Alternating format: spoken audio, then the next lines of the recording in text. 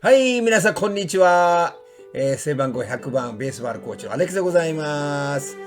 アメリカは大変になっておりましてですね、もうトランプだバイデンだともういろんなもうとにかくもう信じられないことがたくさん起こっておりますけれども、まあその中でもですね、もうそろそろ野球の話したいなと思っておりまして、実はですねエンジェルスね、このどこ行きました、はい、Shohei Ohtaniの話したいなと思っておりますね。久しぶりに、Shohei Ohtaniさんのチームに、トレードでこの人が入ってきました。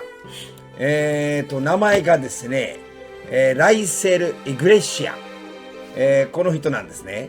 で、この人はなんとクローザーでございまして、今まではね、もうずっと K さんも話してるんですけども、日本の方なんですが、やっぱりエンジェルスはいつも勝ってきて最後に負けてしまうということがあったので、まあこれはいい動きかなと思うんですけどね。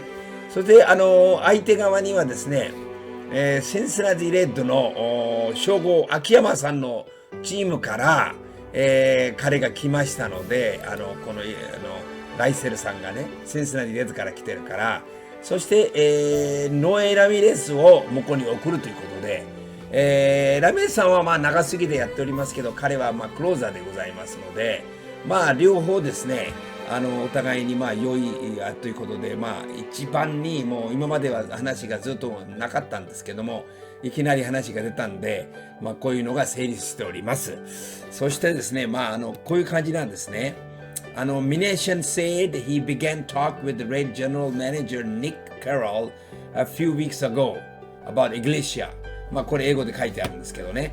まあとにかく日本語で言いますと、メナシアンは、数週間前からレッズのジェネラルマネージャーとですね、ニック・クラールさんと話を、まあイグレシアについて話をしてたということで、まあレッズはまあお金をね、給料をまあ下げたいと。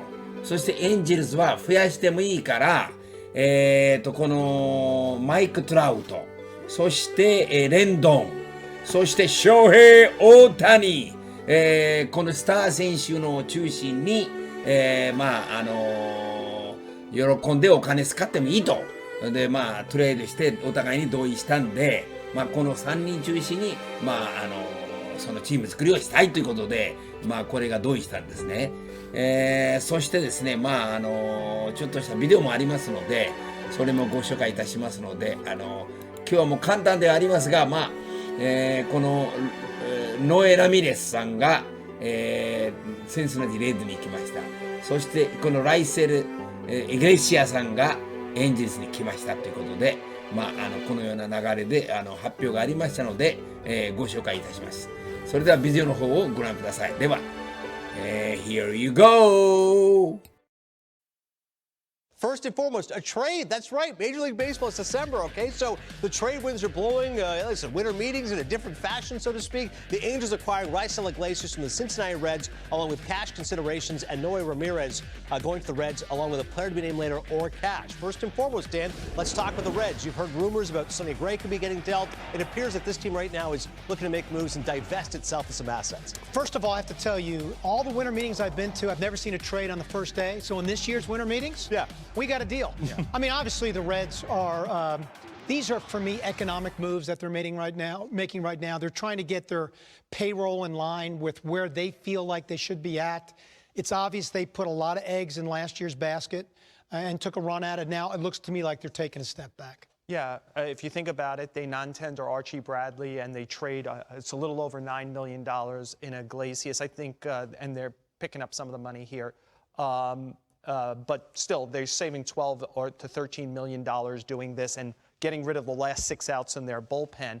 To me, I find what the Angels are doing interesting. So Perry Minasian comes from the Braves. One of the Braves' actions in the offseason is strike.